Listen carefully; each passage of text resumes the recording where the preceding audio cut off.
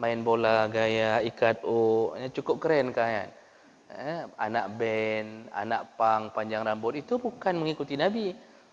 Karena Nabi panjangkan rambut itu menjaga kerapiannya. Jadi tetap rapi sampai ke bahu sini.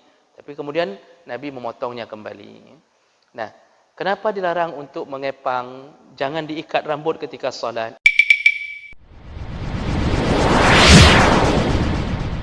Yukrahu 'inda Syafi'iyah. Menurut mazhab Syafi'i, makruh az-ziyadah fi jalsatil istirahah ala qadril julus baina sajadatain. Makruh hukumnya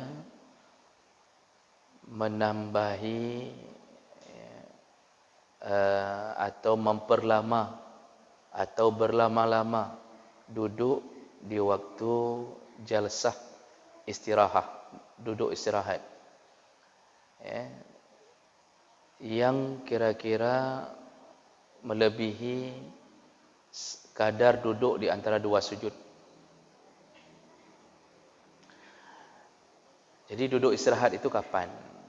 Duduk istirahat itu duduk ketika kita mau bangkit berdiri.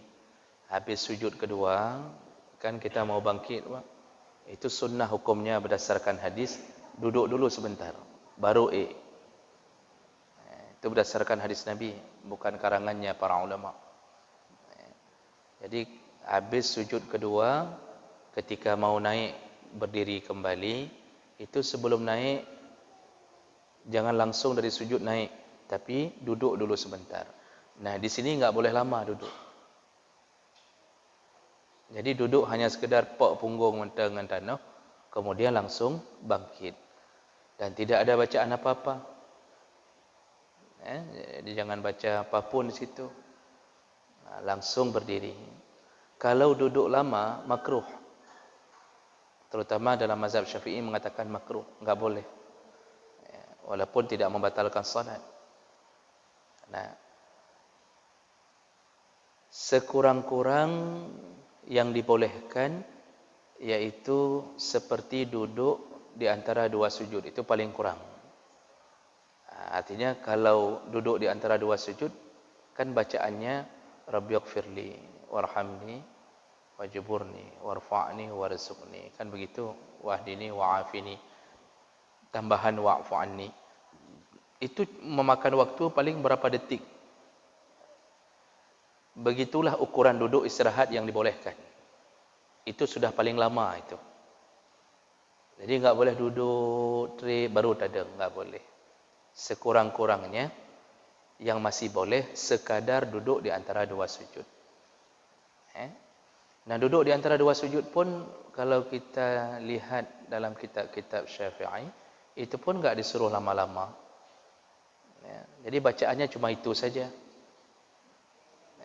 Karena dia hanya duduk di antara pemisah sujud, bukan duduk maksud. Jadi itu bukan maksud khusus duduk itu. Berbeda dengan duduk tahiyat awal dengan tahiyat akhir. Itu duduk yang memang disuruh duduk dengan sengaja.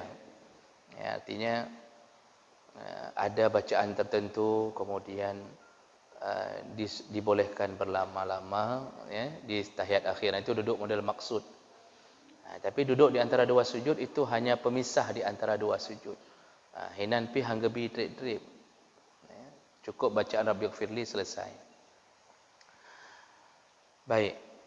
Wa italatut tasyahud awal. Menurut mazhab Syafi'i juga tidak makruh hukumnya, italah berlama-lama atau memanjangkan duduk tasyahud awal.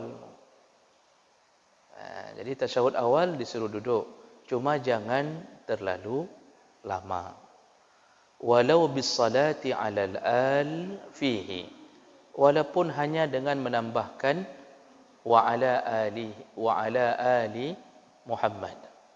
Karena dalam mazhab Syafi'i, duduk tahiyat awal itu bacaannya hanya disampai pada Muhammad. Hanya sampai Allahumma salli ala Muhammad.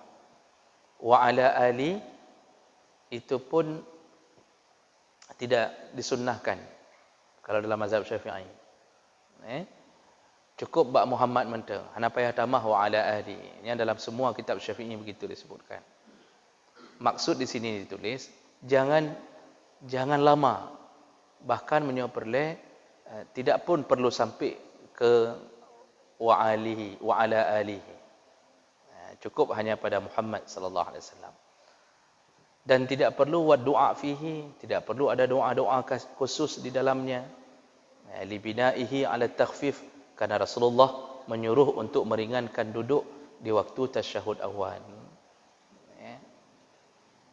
Nah, ini berarti dalam mazhab Syafi'i pun hana payah trip duduk bak tahiyat awal.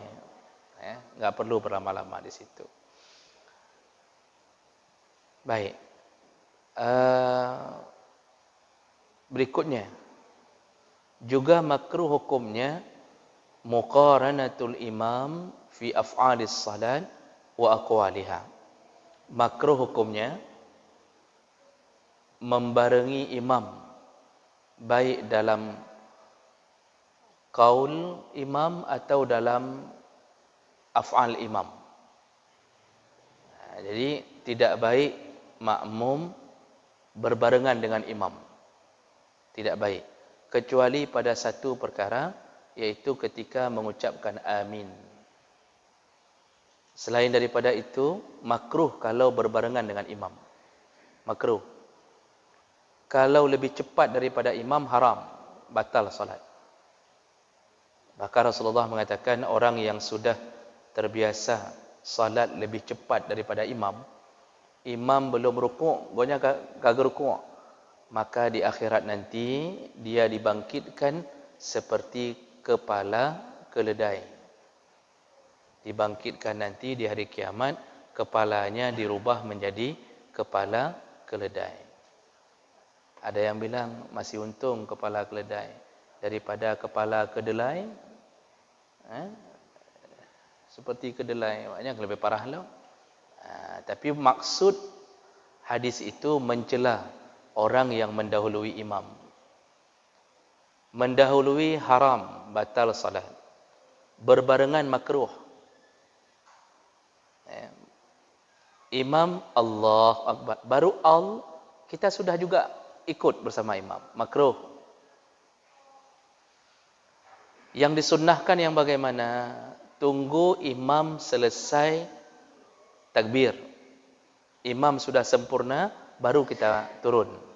Itu yang disunnahkan. Jadi misal imam rukuk, ketika imam Allahu Akbar, tunggu barnya imam. Tunggu barnya imam, baru makmum bergerak. Begitu juga imam misal bangkit dari rukuk, Sami Allahu liman hamidah. Tunggu terdengar dah, baru kita bangkit. Begitu cara Nabi mengajarkan. Bukan begitu sam, baru sam. Bisa jadi sam sidar.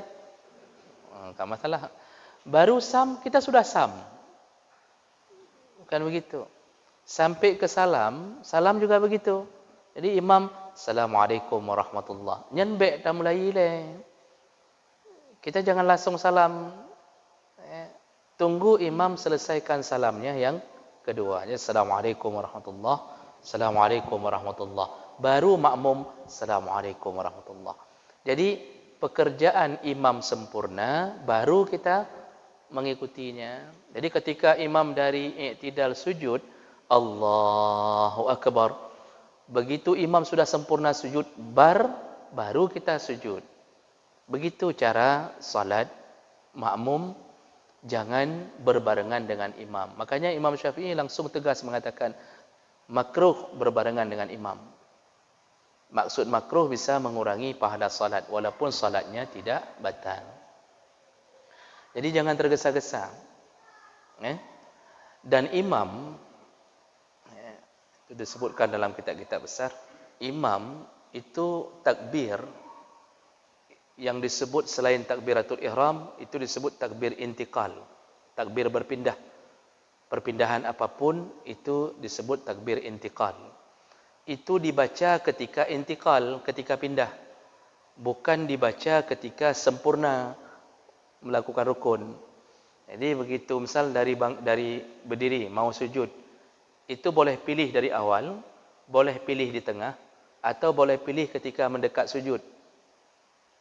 Karena kalau dari awal misalkan panjang sekali, ya, Allahu Akbar. Oh, imamnya enggak sanggup panjang tahan. Ya, mungkin dah sakit jantung, paru-paru, susah panjang, maka boleh ambil waktu di tengah. Pas turun ke tengah, di sini ambilnya Allahu Akbar. Atau mendekat ke sujud, Allahu Akbar. Yang tidak boleh, sudah sujud baru takbir. Itu tidak boleh. Jadi imam sudah sujud, sujud. Di dalam sujud baru dia takbir. Allahu Akbar. Itu seakan-akan takbir itu menjadi bacaan sujud.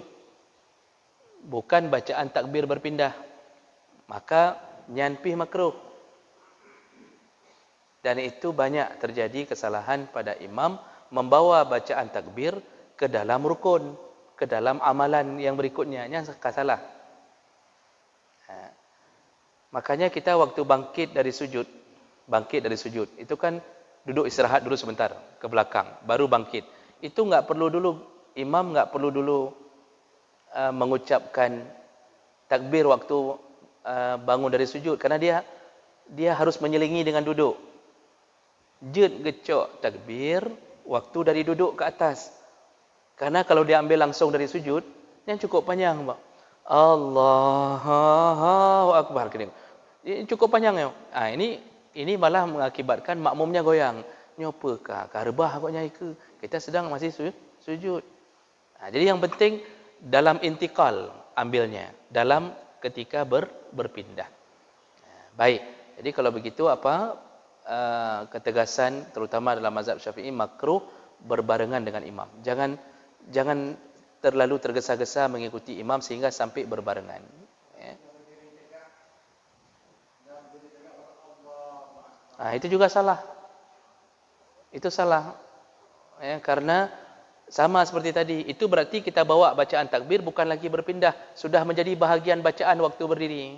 Sedangkan waktu berdiri bacaannya adalah Al-Fatihah, bukan takbir. Sama lagi pun waktu sujud baru baca takbir, salah.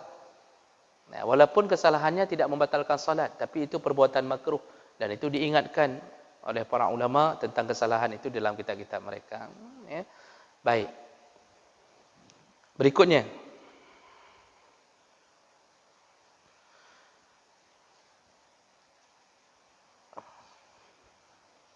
Sebentar ni ada hal. Berikutnya yang makruh dalam salat adalah aqsu asy-sya'r wa tashmir al-kum. Yaitu menjalin rambut dan melipat baju, melipat lengan baju. Al-kum itu ini. Nyokum. Jadi yang pertama yang dimakruhkan apa? Aqsu asy-sya'r. Ini dalam semua mazhab sama. Yaitu menjalin rambut. Maksud menjalin rambut, makruh hukumnya salat dengan cara mengikat rambut atau mengepang rambut. Ini bagi siapa? Laki-laki. Kalau bagi perempuan, ini dibenarkan. Karena perempuan kadang-kadang memang sifatnya rambut panjang. Kalau enggak diikat, mesti berserak. Maka perempuan dibolehkan mengikat rambut. Tapi laki-laki, makruh hukumnya untuk mengikat atau mengepang rambut. Kenapa ada pembicaraan masalah ini? Karena Nabi pernah panjang rambut. Dalam beberapa hadis sebutkan Nabi pernah panjang rambut sampai sebahu. Kata beberapa sahabat pernah dilihat Nabi sampai sebahu. Tapi Nabi tidak melakukan selama-lama. Dia potong. Maka dibolehkan bagi laki-laki untuk memanjangkan rambut hanya sebatas bahu. Mengikuti Nabi, tapi bukan pekerjaan selama-lama. Bukan selama-lama lagi nya. Tidak ada satu saduran pun yang mengatakan sepanjang hidup Nabi panjang hana. Cuma Nabi pernah panjang misal berapa bulan, kemudian dipotong. Dipotong seperti rambut laki-laki biasanya. Tapi yang dibolehkan hanya sebatas bahu. Ya. Itu pun syaratnya harus rapi. Nah, hari ini orang panjang rambut bukan mengikuti Nabi, ke gaya. Main bola gaya ikat ini cukup keren kan? Anak band, anak pang panjang rambut itu bukan mengikuti Nabi. Karena Nabi panjangkan rambut itu menjaga kerapiannya. Jadi tetap rapi sampai ke bahu sini. Tapi kemudian Nabi memotongnya kembali. Nah, kenapa dilarang untuk mengepang? Jangan diikat rambut ketika solat. Hadis Nabi sallallahu alaihi wasallam riwayat Ahmad dari Ibnu Majah dari Abi Rafi' qal nahan Nabi sallallahu alaihi wasallam ayusalli ar-rajul wa ra'suhu ma'qus. Rasulullah melarang seseorang salat dan rambutnya terikat. Hadis ini dipegang oleh semua ulama mazhab dan memakruhkannya. Kalau mazhab Hanafi bahkan makruhnya mendekati makruh tahrim. Hanjit sama sekali kan. Enggak boleh. Jadi harus lepas rambut. Lepas, biarkan terurai. Kita akan pakai peci, rambut kalau panjang biarkan terurai. Apa tujuan terurai? Agar rambut ikut bersujud bersama pemiliknya. Yang ada syarah. Yang ada di syarah, biar rambut ikut bersujud selama pemiliknya. Yang penting jaga ini saja. Jangan sampai rambut tertutup anggota wajib sujud, dahi. Itu saja. Saya lihat hari ini anak kuliah banyak yang panjang rambut, tapi bukan mengikuti Nabi. Tapi hanya untuk keren-kerenan. Tapi ketika solat, mereka benar melakukannya. Hana dikau. Tapi cik menandroi. Dia enggak ikat rambut, solat pakai peci. Cuma sekali lagi itu bukan gaya Nabi selama-lama. Jadi jangan dijadikan sebagai gaya selama-lama. Ya. Kalau itu gaya selama-lama, sungguh para ulama yang mengikuti lebih awal. Maka kita akan mendapatkan Imam Syafi'i panjang Imam Hanbali panjang Imam Hanafi. Tapi Hana sabuh pendapat yang mengatakan mereka panjang rambut. Walaupun begitu, tidak bisa diharamkan langsung. Yang haram yang bagaimana? Kalau panjang rambut sudah melakukan tasyabbuh mirip dengan perempuan. Orang agam katruk kena. Sudah mirip perempuan. Kalau dia mandi, kita fikir perempuan mandi. Waktu dia balik muka, kita nyesal melihatnya. Agam lagu. Aku fikir nang contoh. Itu contoh barang. Banyak hari ini laki-laki yang menipu. Itu haram. Kalau sudah bertasyabbuh mengikuti gaya perempuan, haram. Perempuan pun haram mengikuti gaya laki-laki. Ibu-ibu atau bapa-bapa ingatkan ke istrinya, walaupun gatai dat-dat, kalaupun rambut sudah gatal sekali, berketombi karena biasanya kalau dah kahwin dah gatai. Mata main cewek anak kata gatai nyan. Kok lagak cantik, terurai. Kalau sudah kahwin sudah mulai gatal-gatai. Biasa begitu. Kalau mau potong pun tidak boleh mirip potongan laki-laki. Itu tasyabbuh. Dilaknat oleh Rasulullah, dilaknat oleh Allah. Man tasyabbaha biqaumin fahuwa minhum. Orang yang meniru-niru satu kaum, artinya laki-laki meniru satu perempuan, itu termasuk tasyabbuh. Jadi enggak boleh pangkas rambut ibu-ibu terlalu pendek seperti rambut menteri luar negeri yang tahu. Siapa menteri luar negeri yang perempuan tu yang rambut pendek sekali itu? Retno. Nya kalau lagi agam. Itu haram dalam agama. Mampu dah pegah bawanya. Menyetepu haram kan hai tim je ke menteri. Pandai tepu hali haram. Jadi Bapak Ibu melakar Allah Subhanahu Wa Taala. Jadi perbuatan yang makruh pertama apa? Mengikat rambut bagi laki-laki. Yang kedua tashmir al-kum. Tashmir al-kum juga berdasarkan hadis Nabi sallallahu alaihi wasallam, iaitu makruh hukumnya melipat-lipat lengan baju. Kalau mazhab Hanafi membatasi jangan sampai terlipat sampai ke siku. Kalau mazhab lain langsung secara umum. Yang penting jangan lipat, biarkan dia. Jadi jangan sampai kita melipat. Tapi kalau baju kita memang pendek, nya hana upu, nya hana kira lipat. Zaman Nabi baju lengan panjang. Lengan panjang. Bukan bermakna haram yang lengan pendek. Karena batasan aurat kita pusar dan lutut. Masalah pakai baju mau lengan pendek, lengan panjang boleh. Tapi lebih utama salat dengan lengan panjang. Makanya dikeluarkan hadis tentang jangan lipat. Kalau yang panjang-panjang jangan lipat, biarkan saja begini. Yang pakai jubah nyan baik lipat, baik sampai lipat. Biarkan. Yang penting waktu sujud jangan tersujud di atas baju ini. Jangan tersujud di atas baju ini. Karena pada dasarnya ini tetap terbuka pada dasarnya. Nah, ini yang banyak tidak diketahui oleh orang banyak. Padahal disebutkan dalam banyak kitab tentang makruh melipat-lipat lengan baju. Kalau lengan celana, bacalah lengan celana. Kaki itu lebih utama untuk dijaga. Lebih utama untuk dijaga. Karena hadis-hadis tentang isbal itu lebih kuat. Rasulullah sallallahu alaihi wasallam menyatakan tidak akan masuk surga. Itu salah satunya adalah al-musbil, al-mannan, al-musbil, al-munfiq sal'atahu bil halfil kazib. Tidak akan masuk surga orang-orang yang melakukan musbil. Apa itu musbil? Yaitu yang habis bahasa go malamnya. Memanjangkan, membiarkan penutup kain atau celananya sampai menutupi di bawah mata kaki. Itu musbil. Hadisnya banyak, Pak. Dan hadisnya semua sahih. Cuma yang harus diperhatikan, musbil yang dimaksud dijelaskan dalam satu hadis takhsisnya, pengkhususan hadis-hadis itu. Itu kan hadis umum tentang larangan isbal, larangan menurunkan kain di bawah mata kaki, itu umum. Ada satu hadis khusus sahih.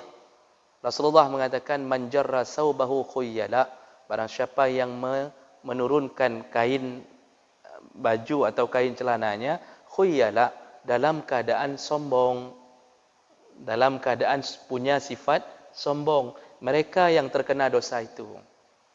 Maksudnya dijelaskan, Ibnu Hajar menjelaskan, keadaan orang Arab dulu itu kalau semakin raya baje, orang Arab dulu kalau semakin sebesar jubah, itu menunjukkan siapa dia di tengah masyarakat.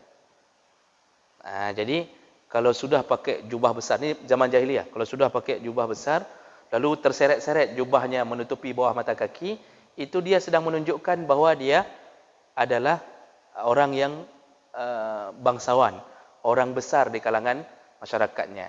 Makanya Nabi melihat kebiasaan itu dan melarang untuk menurunkan kain di bawah mata kaki dalam keadaan sombong. Dalam keadaan sombong. Maka sombong menjadi illah.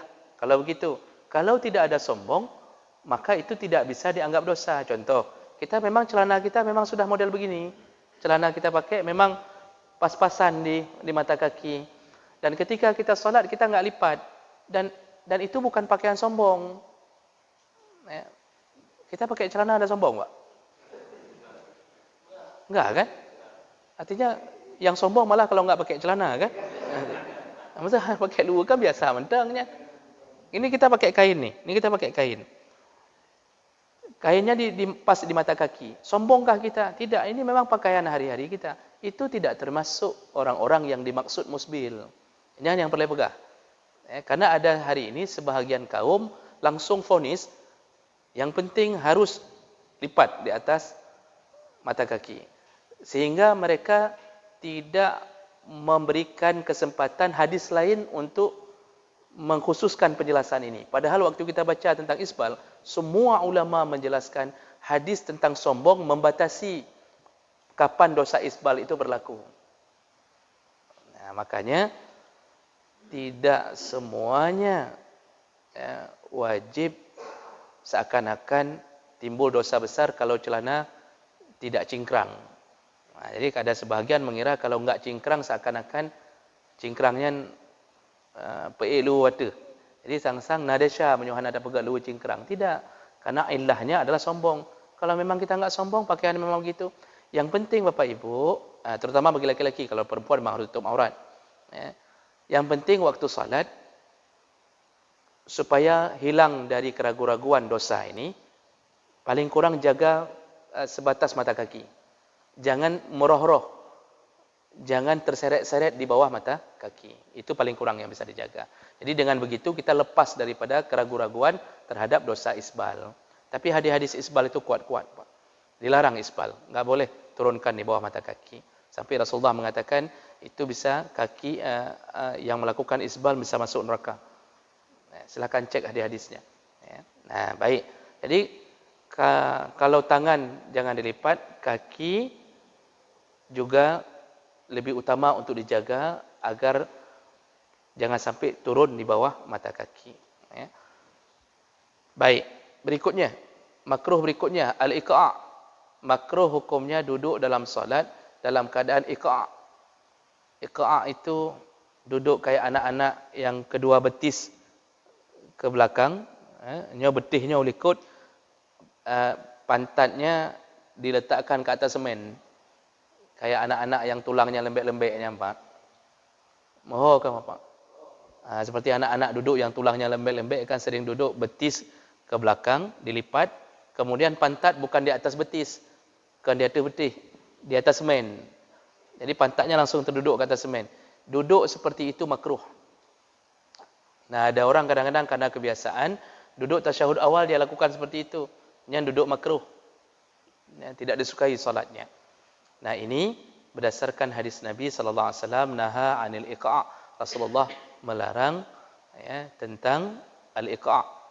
Dalam salah satu hadis yang lain Rasulullah mengatakan, Abu Hurairah mengatakan, nahani Rasulullah an salas. Aku pernah dilarang oleh Rasulullah 3 perkara. Yang pertama, an-nukrah kanukrid dik. Dilarang untuk salat seperti mematuk, seperti ayam mematuk makanan. Wa iqa' ka iqa'il kalbi. Dan aku dilarang duduk dalam salat seperti duduk iqa'nya anjing. Anjing kan kayak gitu duduknya, Pak. Dua kakinya ke belakang, pantatnya enggak ke atas kaki tapi langsung ke tanah. Itu duduk anjing. Waltifat ka iltifati sa'lab. Dan aku dilarang menoleh-noleh dalam solat seperti menolehnya musang. Bentar-bentar ngiunin dah. Itu sudah kita bahas. Dilarang menoleh-noleh. Kalau sampai berpindah dada, itu batal solat. Dalam hadis yang lain Nabi mengatakan la tuqa'i baina sajadatain. Jangan engkau duduk iqa' di antara dua sujud. Biasanya terjadi di antara dua sujud. Ba'du si'atnyan, roh meduk model lagi nyan makruh, tidak disukai. Arti tidak disukai bisa menyebabkan salat tidak sempurna. Baik. Berikutnya, iftirash zira'ai. Makruh hukumnya melakukan iftirash lengan. Zira', ini zira'. Dari sini ke sini disebut zira'. Satu hasta. Makruh hukumnya waktu sujud mengiftirashkan. Kalau laki disuruh angkat. Dalam solat kan waktu sujud ini disuruh angkat. Perempuan disuruh turunkan sedikit. Jangan terlalu diangkat untuk menjaga kehormatannya. Laki disuruh angkat. Angkatnya ini jangan sampai mengganggu orang. Karena ada orang angkat begini, Pak. Gini dia angkat. Nya orang di samping kah hanya semayang? Dia angkat juga dari samping. Kakek sama-sama mengangkat. Hanya dia bilang kapreh halih semayang. Mana biasa aja. Begitulah yang dilarang ini. Inilah yang sedang dilarang ini. Mengiftirashkan lengan. Seperti yang Tengku contohkan tadi. Itu makruh. Jadi enggak boleh sujud dengan keadaan begini. Semua tangan ke atas lantai. Salat enggak batal. Cuma makruh. Sama seperti gaji enggak keluar semua. Gaji 1 juta. Itu 1,5 juta saja. Hanya maksudnya. Makanya Rasulullah sallallahu alaihi wasallam menyebutkan dalam hadis dari Aisyah radhiyallahu anha dalam sahih Muslim, wa kana yanha an uqbatis syaitan. Rasulullah melarang perbuatan seperti syaitan. Apa contohnya? Wa ay yaftarishar rajul zira'aihi iftirash as-sab', yaitu seorang laki-laki, seseorang waktu salat dia menghamparkan lengannya seperti binatang buas sedang duduk. Harimau kan menahan waktu tengah hidup, Pak. Rimung kalau sedang duduk, akan dia letakkan semua ni tangannya. Cubalah sekali-sekali main-main dengan harimau, itu akan terlihat. Gini dia duduk semuanya, dua lengannya. Ini dilarang. Makanya Rasulullah SAW mengatakan bahawa jangan duduk, jangan sujud seperti binatang buas sedang duduk. Ibu-ibu pun itu bukan diletakkan ke semen semuanya, tapi diangkatnya cuma sedikit. Kalau laki diangkat lebih tinggi. Cuma tadi seperti tadi, jangan sampai mengganggu orang samping salat. Baca tu, hanya kita bertanya jawab. Berikutnya, yukrahu at-tasfiq fi salat walau min imra'atin li hajatin tata'allaq bis salat kasahwi imamihi.